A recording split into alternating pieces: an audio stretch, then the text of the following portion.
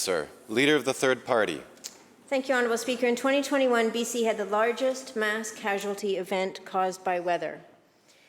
619 British Columbians died from heat-related deaths during the heat dome of 2021. Many of them were elderly, women, and many were disabled and poor. This government promised to look into providing air conditioners as medical devices during extreme heat events.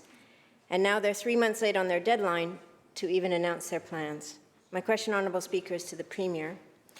Will he ensure that British Columbians have air conditioners, which are necessary life-saving devices during heat waves? Minister of Health. Thank you, Honourable Speaker.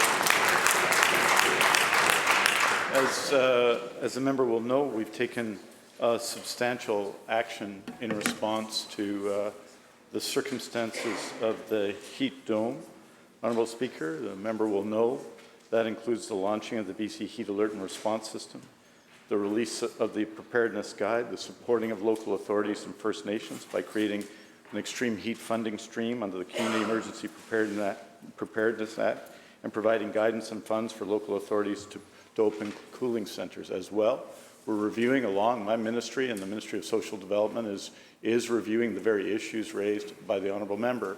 This is substantial action in addition to the very significant action that's taken place in BC's emergency health services. We're going to continue to do so.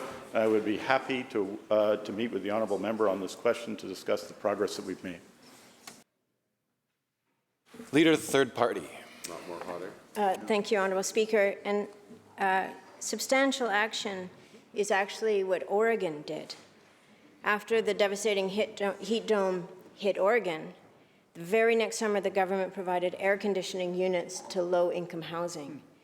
Heat alerts, preparedness guides, guidance and funds are important, but when there is another heat wave or a heat dome for people who don't have the ability to cool the air in their housing units and don't have the ability to get somewhere that is cool, that will be cold comfort. My question again is to the Premier.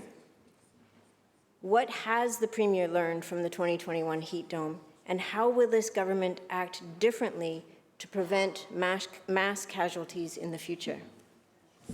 Minister of Health. Well, thank you. And my colleague, the Minister of Social Development, and myself, are working and are focused on this important issue. The member will know that in times of crisis, crisis supplements are available to people.